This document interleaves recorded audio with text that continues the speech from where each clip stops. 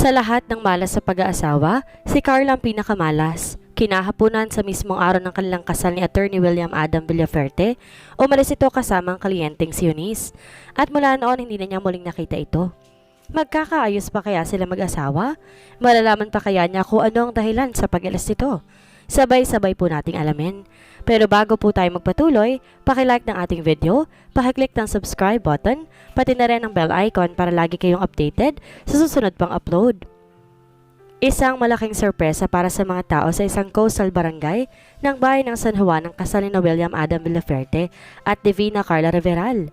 Wala nakakaalam ko ng love story nila maliban sa kanilang mga pamilya. Ginanap ang kanilang kasal sa bayan. You may now kiss the bride. Anunsyo ng pare, hudyat ng pagtatapos ng seremonya. Itinaas ni William ang veil na suot ni Carla. Titig na titig siya rito habang palapit ang mukha nito. Are you ready for this? Nanunoksong talong nito. Nag-init ang kanyang mukha. Alam niyang nagbablush siya. First time niyang mahahalikan ni William. Wala siyang maisip na itawag sa klase ng kanilang istorya at kung papaano umabot sila sa harap ng altar. Wala kasi silang matinong usapan. Abala pa ang utak niya sa pag-iisip pero biglang nag-iba ang takbo niyon nang maramdaman niya ang mga labi nito sa mga labi niya. Sa una magaan lang yon pero nang maghiyawan ng mga nasa loob ng simbahan, hinapit siya nito sa bewang at naging mariin ang paghalik nito sa kanya. Pakiramdam ni Carla nakakarinig siya na napahangin ng musika at ang gaan-gaan yon sa kalooban niya. Nasa langit na kaya siya? Pumikit siya ng mariin at ninamnam ang kakaibang sensasyon na dulot ng kanyang unang halik. Nang matapos ang halik, naghiyawan ulit ang mga tao at saka sumigaw ng mabuhay ang bagong kasal. Nakaangkla pa rin ang kamay ni William sa kanyang bewang nang humarap sila sa mga tao sa loob ng simbahan. Naroon ang kanya-kanyang pamilya nila. Sino mag-aakalang sa mismong araw na yon ikakasal silang dalawa?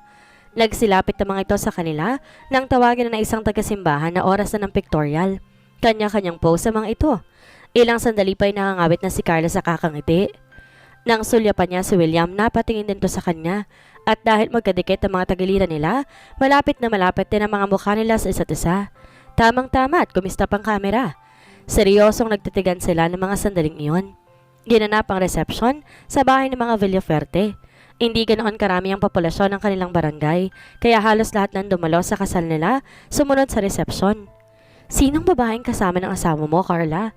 Mukha napakalandi niya, sabi ng kanyang ina na si Salvi. Huwag mong hayaang landi-landiin si William ng kung sino-sino ha, para siya sa'yo. Saglit silang nagkahiwalay ni William para maasikaso nito ang ilang bisitang hindi niya kakilala. Naipakilala na rin siya sa mga iyon pero hindi siya inaobliga ng asawa niya na makisalo. Nay, hindi ko pwedeng bakuran ng asawa ko sa bago niyang kliyente. Ang sabi niya sa akin, talagang ganyan lang si Eunice dahil na-trauma ito sa pambubugbog ng asawa. Ngayon kung bibigyan ko na ibang kahulugan ng mga kilos niya, ako naman ang lalabas sa bruha at unreasonable. Paliwanag niya rito. As much as possible, ayaw niyang maramdaman ni William na pinapakailaman niya ang trabaho nito, lalo pat kakakasal pa lang nila.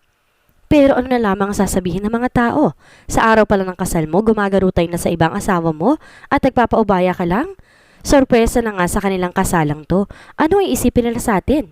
Ikaw ang babae, kami ang pamilya mo. Higit tayong maapektuhan kaysa kay William. Parang gusto ka na magsisi kung bakit pumayag pa ako sa kasalang to. Nakaismed na litanya nito. Kanina pa naiinis si William sa inaasa ng kliyente niyang si Eunice, pero hindi niya ito masaway. Special case ito at hanggat wala pa ito matinong development sa kaso na hawak niya, hindi niya kayang baliwalain to. Isang malaking karangalan para sa kanya na isang bagong-bagong abogado na may panalo kung sakali ang kaso nito. William, what now? Are you going back with me to Manila?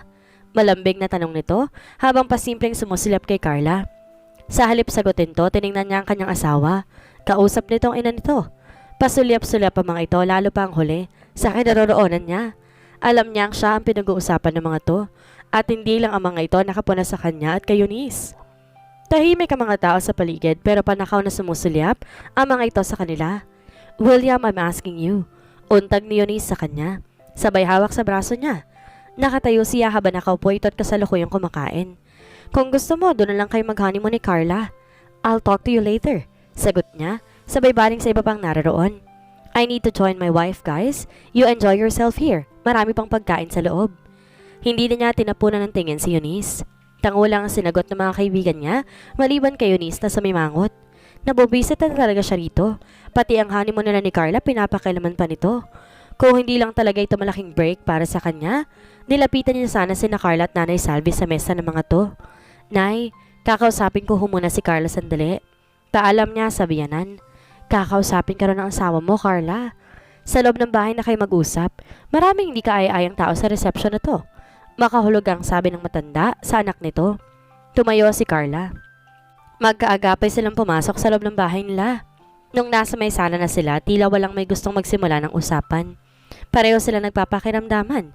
Hinihintay lang ni Carl na magsalita si William at saka lang din siya magsasalita. Ilang minuto nagpapakiramdaman lamang sila hanggang sa mangari na siya dahil may kataasan ng takong ng suot niyang sapatos. Umupo siya sa may sofa. Carla, sa wakas ay sabi ni William, I'm afraid we can't enjoy honeymoon today or even in the next couple of weeks. Kailangan ko kasing bumalik sa Manila with Eunice.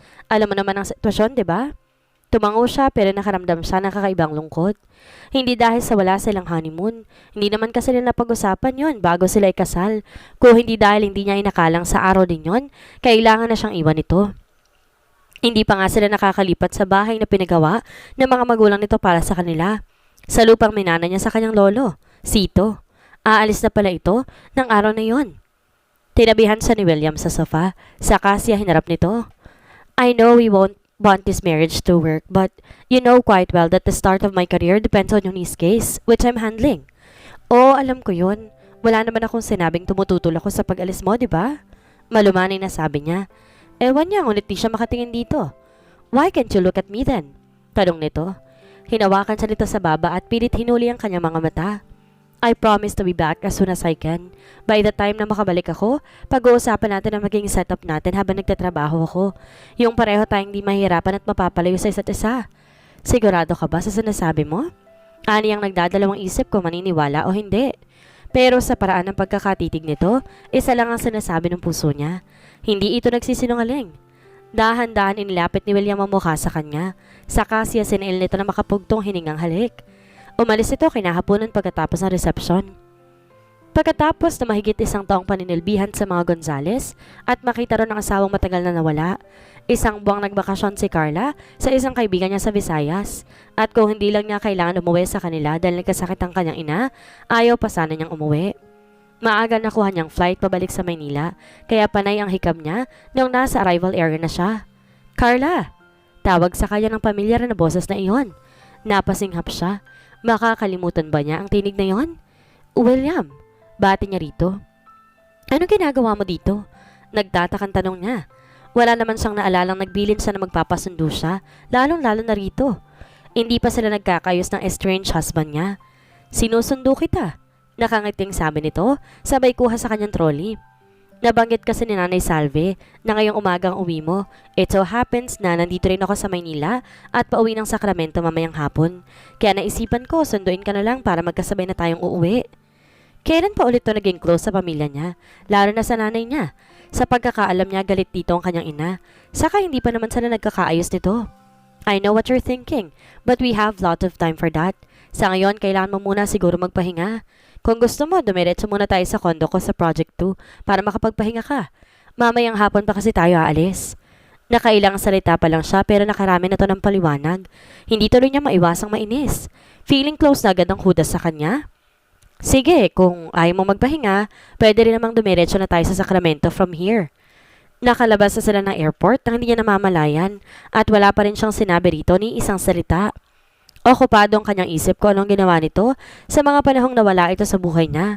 Kala pa naman niya noon, mahal siya nito. Pero mas pinili pa rin itong propesyon kaysa sa kanya. Ayun ang kotse ko oh, sabi nito. Sabay turo sa isang puting Mercedes-Benz. Na makalapit siya sa kotse, sa halip umupo sa passenger seat sa backseat siya pumesto. Dito na lang ako sa likod para makapagpahinga ako. Sige, suit yourself. Tumalima ito sa driver's seat pagkatapos may lagay sa compartment sa likod ang kanyang bagahe. Kailan pa kayo nagkausap ni nanay? Sa wakas ay tanong niya habang binabagtas silang daan palabas ng domestic airport. Kagabi lang. Tumawag kasi ako sa bahay tapos nangamusta ako sa kanila at nasabi nga nila sa akin na ngayong umagang uwi mo. Close na ulit kayo ng nanay ko? Mataray na tanong niya. Hindi na siya ang Carla na dati walang imig. Marami siyang natutuhan mula sa pamilya Gonzales, lalo na kay Henry, ang amo niyang binata. Oo naman, isang buwan ka rin kasing nawala kaya hindi mo tuloy alam kung ano na nangyayari sa mga pamilya natin.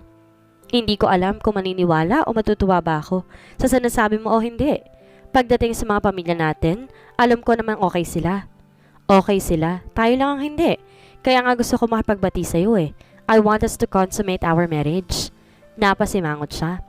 Wala sa isip niyang ganon pero iba yatang sinasabi ng kanyang puso.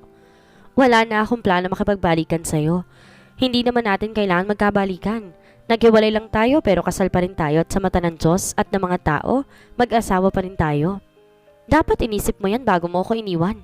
Pasinghal na sabi niya rito. Anong karapatan nito magsalita ng ganon? At tila napakadali para ditong sabihin sa kanya ang tungkol sa kanilang nakaraan. Magpahinga ka na lang muna dyan. O baka gusto mong matulog. Kasya ka naman yata sa backseat eh.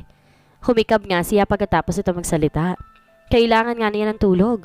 Saka na niya iisipin ang mga problema at ang mga atraso ni William sa kanya. Sinulya pa ni William si Carla mula sa rearview mirror habang nakaupo ito sa backseat at natutulog. She looked tired.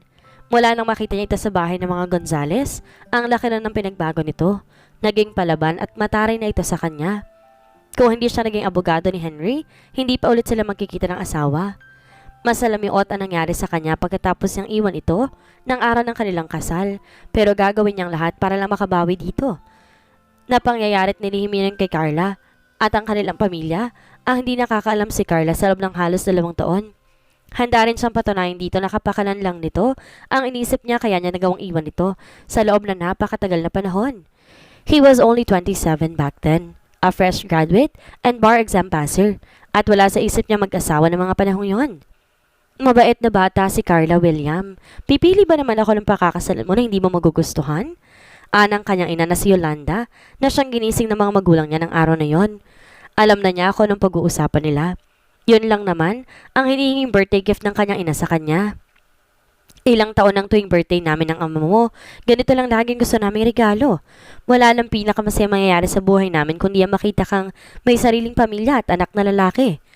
Kung hindi lang 66th birthday ng kanyang ina, malabo siyang umuwi sa bahay nila sa Sacramento. But the point is that I barely know her, ma. She's only 23. Sabi mo nga, sa edad ba na yon sa palagay niya papayagan na magpakasal ka agad? He tried to explain his side. Sa dami na nakilala niyang babae sa Maynila, iilan lang sa mga itong ready for a steady and long-term relationship, lalo na sa mga ganong edad. Ayaw paawat ng kanyang ina. Pero anak, kita mo nga wala pa ring mga anak na lalaki mga kapatid mo. Hihintayin pa ba nating maipanalo mong lahat ng hawak mong kaso bago ka magkapamilya? Nakuha niya ang point ng mga magulang niya. Nag-iisa siyang anak na lalaki sa 5 magkakapatid at bunso pa siya. Ang kanyang ama may kapatid na lalaki pero pulos mga babae rin ang mga ito. At ang lolo nila mismo, nag-iisang anak din. Ngayon, siya na lang ang natitirang pag-asa ng kanilang pamilya na magpapayabong sa kanilang apelido. As if sigurado mang ito na pulos lalaki magiging mga anak niya. Saka, kilala na rin naman natin ang pamilya nila. Itong si Carla nakapagtapos naman ng kolehiyo. Hindi pa nga na nakakapaghanap ng trabaho dahil kamamatay lang ng lolo niya na nag-aalaga at nagpapaaral sa kanya.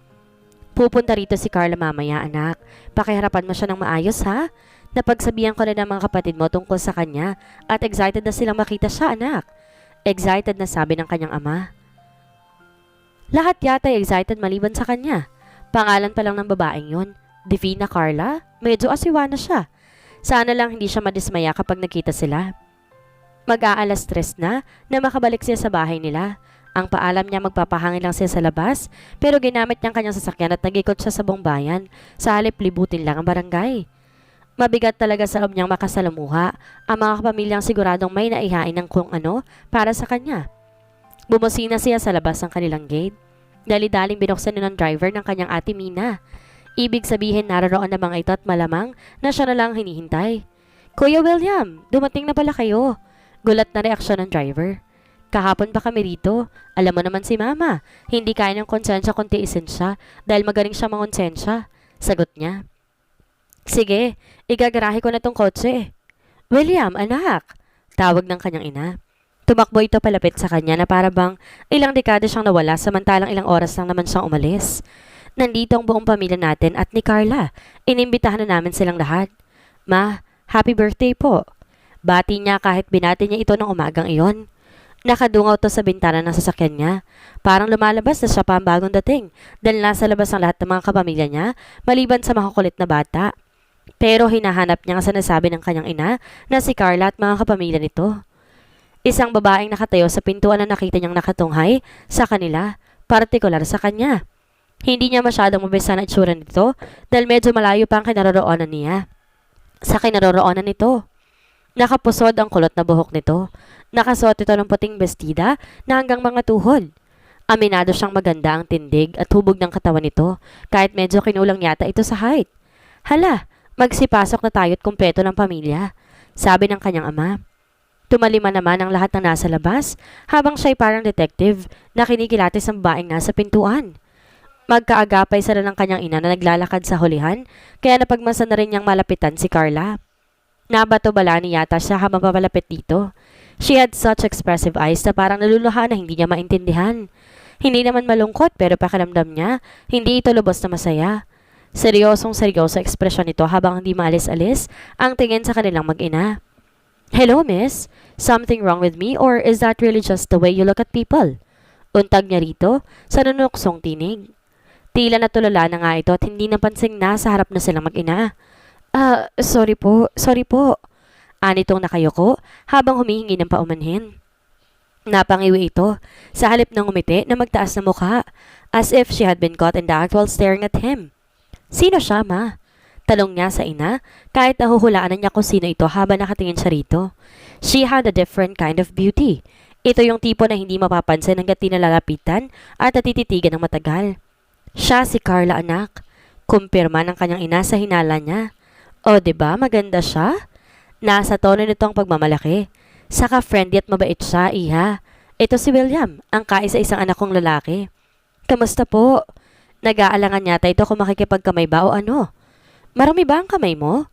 Tanong niyang tinitingnan ng kamay nito na hindi niya yata napansing ipinapahid na nito sa relay ng damit.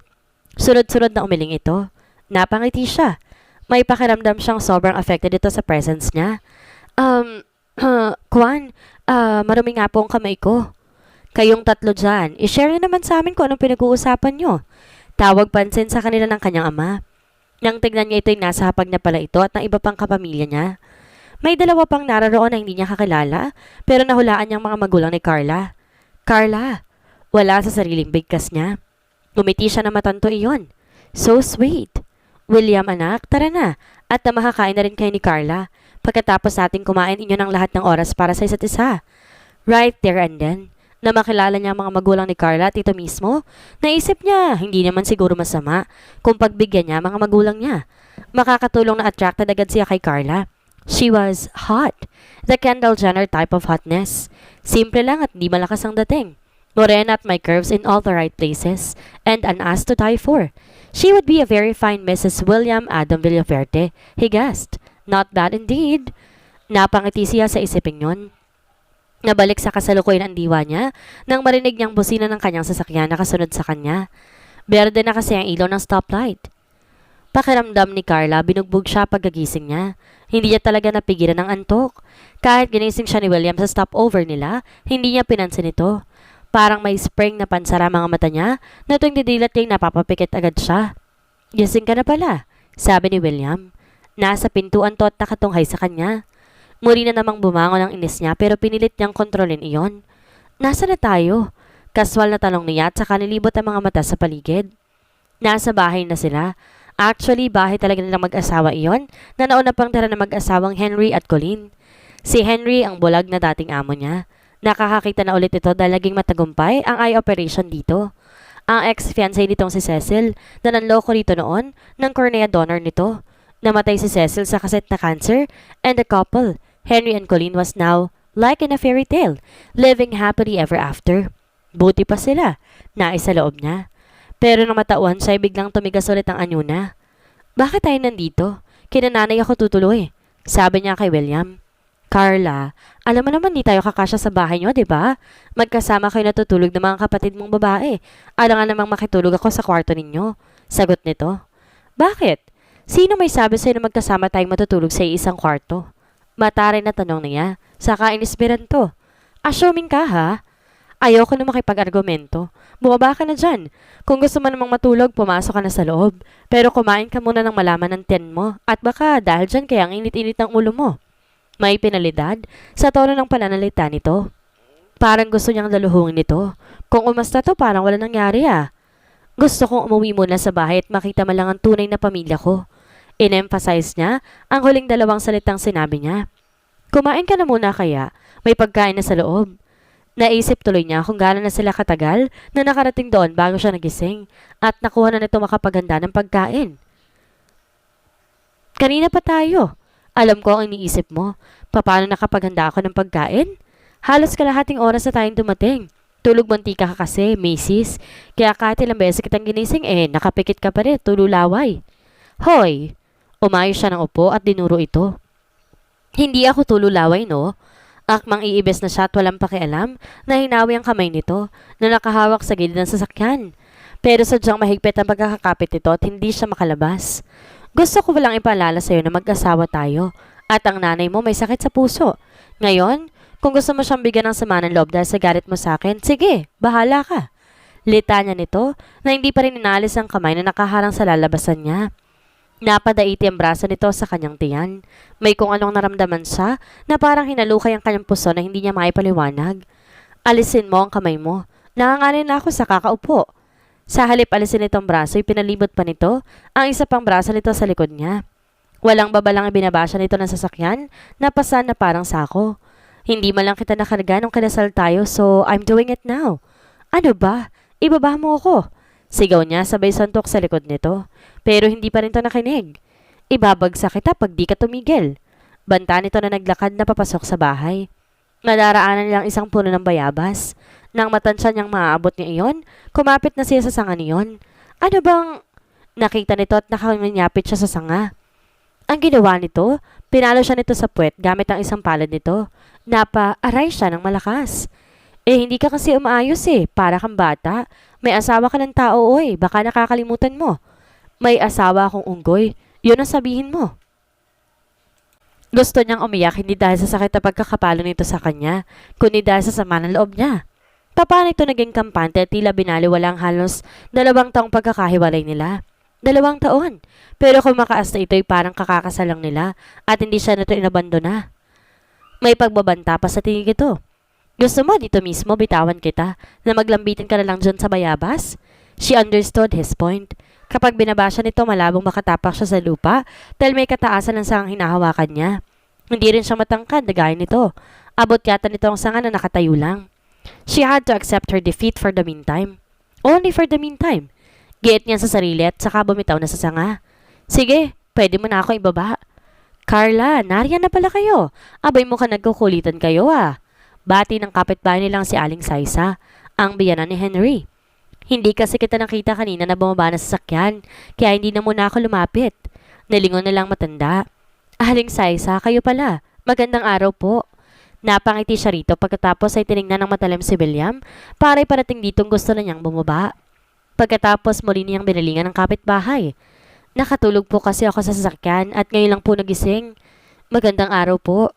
Bati dito ni William. Ikaw na ba ang asawa ni Carla na si William? Tanong nito. Ako nga po. Kamusta po kayo? Tila gusto pa makipaghuntaan nito sa kapitbahay nila, kaya lalo siyang nainis. Hindi ka naman kasi yata lumaki dito sa atin kaya hindi kita ganon kakilala. Hindi ka gaya ng mga kapatid mong babae, sabi ni Aling Saisa. Nakikinig lang si Carla sa pag-uusap ng dalawa. Hindi pa rin binababa ni William. Tila baliwala rito ang bigat niya. Sa Maynila po kasi ako nag-aral mula elementary hanggang college. Doon na po ako lumaki, tuwing bakasyon lang po ako nakakauwi rito. Sagot ni William. Kaya pala hindi rin tayo nakikita nung maliit pa sila. Magdadalawang taon na siyang kasal dito pero hindi pa pala niya nubos sa kanila ito. Kung sa bagay, nagkahiwalay nga sila, hindi ba? Mabuti na lang magaling tumakit tungo sa kapitbahay. Ikaw yung abogado ni Henry at ng anak kong si Colleen, ano? Nabanggit minsan ni Colleen sa akin na yung asawa pala nitong si Carla ay abogado ng pamilya Gonzales. Si Carla naman kasi hindi rin nagkukwento kahit nung nagkaisa sina Henry at Colleen ko. Abogado nga palang asawa niya. Nawala na yun sa isip niya. Si Aling Saisa talaga. Siyempre naman po. Kasi that time, momenti ko rin at Sir Henry yun. Alangan naman umiksena ako, di ba? May punto ka nga dyan, Carla. Ay, Baka nabibigatan na si William. Pumasok na nga kayo. Galing ba kayo ng Maynila? Opo, kababalik ko lang mula bakasyon sa kaibigan ko sa Cebu. Sabi niya, abay kailangan mo nga ng pahinga. Kaya pala karga ka ng asawa mo. At iba, ang pakahulugan nito sa pagbubuhat ni William sa kanya. Natawa na lang siya ng lihim. Nagpaalam na sila kay Aling Saisa, pero hindi pa rin siya ibinababa ni William. Ipinasok siya nito sa bahay at sa harap ng dining table siya ibinaba. Pinaghila pa siya nito ng upuan. Kumain ka na muna at maliligo lang ako. Saka tayo pupunta sa bahay niyo. Diretso na lang din tayo sa amin para makita ka rin ni Mama at Papa. Iniwan na siya nito. Sinundan niya ito ng tingin. Walang masyadong pagbabago kay William, maliban sa medyo nag-mature nga ito. Matikas pa rin ang tindig nito kagaya ng una itong masilayan. Sa mismong araw din yon, nakilala niya ito at tinakda ang kanilang kasal. Wala naman sigurong problema sa inyo, Ruping at Salvi, kung dito na natin sa bahay pagpaplanuhan ng kasal ng mga anak natin, sabi ng papa ni William. Isa itong retiradong abogado. Okay lang naman sa amin kasi medyo masikip talagang bahay namin kung kayong pamilyang pupunta roon, sang-ayon ng kanyang ama. Hindi naman kaliitan pero hindi rin malaki ang bahay nila, lalo pat 5 sila magkakapatid, kaya kapag may bisita lalong lumilit ang kanilang sala at ang hapagkainan. Siya ang pinakamatanda sa 5 magkakapatid. Malayong agwat ng edad nila magkakapatid, kaya ganoon na lang kagulo sa bahay nila. Preschooler pa ang bunso nila. Kung ganoon, okay lang din ba sa inyo William at Carla? Tanong ng ama ni William sa kanilang dalawa. Magkatabi sila ng upuan ng binata ng mga sandaling iyon. Kayong bahala. Total kayo rin naman ang masusunod, sagot ni William. Alam niyang mabigat sa loob nito ang magdesisyon pero pumayag pa rin ito. Hindi niya alam kung hahangaan o kainisan niya ito dahil sa bagay na yon. Ikaw, Carla, baling sa kanya ni Papa Larry. Kung ano po ang mapagdesisyonan ni William, ganoon na rin po ang sa akin. Simple at direktang tugon niya. Wala naman siyang karapatang magreklamo, lalo pat napag-usapan na nila ng kanyang magulang ang magiging desisyon niya. Gagawin niya iyon para sa kanyang pamilya. Kung sa bagay, sa tingin niya naman hindi mahirap yon na matutunang mahalin si William. Kung ganon, let's drink to that, mga balae. Cheers! Masayang sabi ni Mama Yolanda. Bumalik sa kasalukuyan ang diwa niya nang maramdaman niyang pagkalam ng kanyang sikmura at maamoy ang pagkain sa hapag. Pritong danggit at sunny side up na may partner ng isang slices ng mangga. Nakita rin niyang coffee maker na naka-on sa ibabaw ng mesa. Naamoy niyang aroma ng brewed coffee sa usok niyon. Bigla siyang natakam at tilantakan agad ang laman niyon. Saka niya na-realize kung gaano siya kagutom. Halos masimot niya ang pagkain at isang slice ng mangga ang natira ng maalala niya si William. Kumain na kaya ito? Nang tignan niyang mesa ay talagang nasimot na niyang nakahain doon. Bahala siya sa buhay niya. Nagpapakain siya ng tao, hindi rin naman niya sinabi kung nakakain na ba siya o ano. Sa loob-loob niya, saka dumighay. It seems that you are already full at nakalimutan mo bang magtira para sa akin, sabi ni William mula sa likuran niya. Tumayo siya at niligpit ang kanyang pinagkainan. Nabusog talaga siya. Hindi man niya aminin, it was one of the best ever served to her. Maliban sa pinag-aanda sila magkakapatid noon ng nanay nila na magtrabaho siya kay Henry Gonzalez sa Maynila, self-service na naging drama ng almusal niya. Hindi naman siya pinagkaitan ng masasarap na pagkain ng dating amo niya, pero kailangan niya ipaghanda ng pagkain ng sarili niya. Ayaw mo bang mag-freshen up? Maligo lang bago tayo umalis, tanong ni William.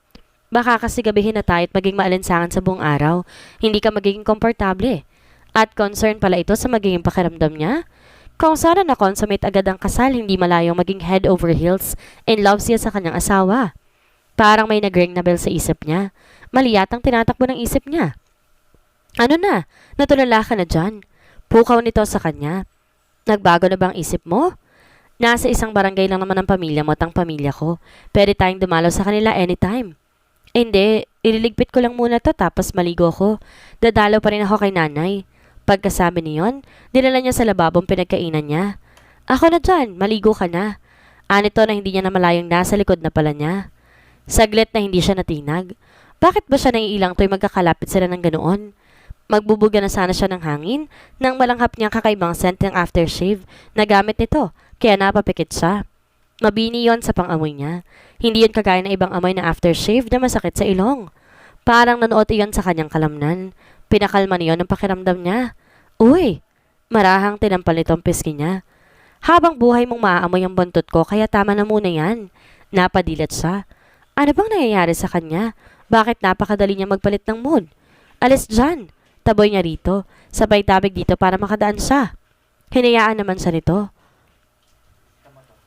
Ready na rin ang pampaligo mo. Pahabol na sabi nito, nasa pintuan nito ng kwarto. Wala nang laman ng cabinet. Totoo nga ang kanyang maleta. Nang pagtangka niyang buhatin yon ay magaan. At paano nangyari, napakarami ninyong damit sa cabinet ng salipin niya yon. William! Malakas sa tawag niya. Halos umusok ang tenga niya sa inis. Humahangos sa pumasok ito sa kwarto niya. Bakit? Nakapamewang siya nang humarap dito. Kama lang ang nakapagitan sa kanila. Sino mo may sabi sa yung ilipat mo itong mga damit na to sa cabinet? Hindi ko na to sinusuot. What? Bigla itong nalito. Yan naman ang mga damit na nakuha ko sa bahay ni Henry. Yung malaking itim na maleta. She was now frustrated. Pakialamero kasi to. Hindi na nga kakasya sa akin ng mga to. Pamimigay ko na to sa mga kamag-anak ko kaya nakalagay na sa maleta. Ang mga bagong damit nasa bahay nila. Siniksik niya mga yun sa ilalim ng kama kaya't siguradong walang nakakita. Kasi naman, kakamot-kamot sa ulong sabi nito. Tatapusin ko lang itong paghuhugas ng plato at aalisin ko na mga yan dyan. Hay, ako na. Mabuti na lang din nadada mo rito para hindi na ako mahirapang kunin sa Maynila. Dadalhin natin to sa bahay mamaya. Inisa-isa rin niyang kunin ng mga damit at saka pinatong ang mga yan sa kama. Nasaan ang maletang lalagyan nito? Tinuro nito ang cabinet. Nasa itaas pala niyon ang maleta. Sige, ikaw nang bahala dyan. Pagpasensyahan mo na ha. Tiningnan lang niya ito pero hindi siya maaaring umiti. Sa halip, matalim na tingin ang pinukol niya rito at binaliwala na niya ito. In fairness to William, maayos itong maglagay ng mga gamit. Hindi nito pinaghalo ang mga shorts, pantalon at blusa. Sorry na nga lang at tinay ng mga ginagamit niya. Napangiti siya sa takbo ng isip niya. Kung kalilimutan lang niya ang inis at sama ng loob ng kanyang estranged husband, marami siya makikita magagandang katangian nito. Sino mag-aakalang isang katulad itong successful businessman at abogado ay pagsisilbihan ng isang dating katulong na tulad niya?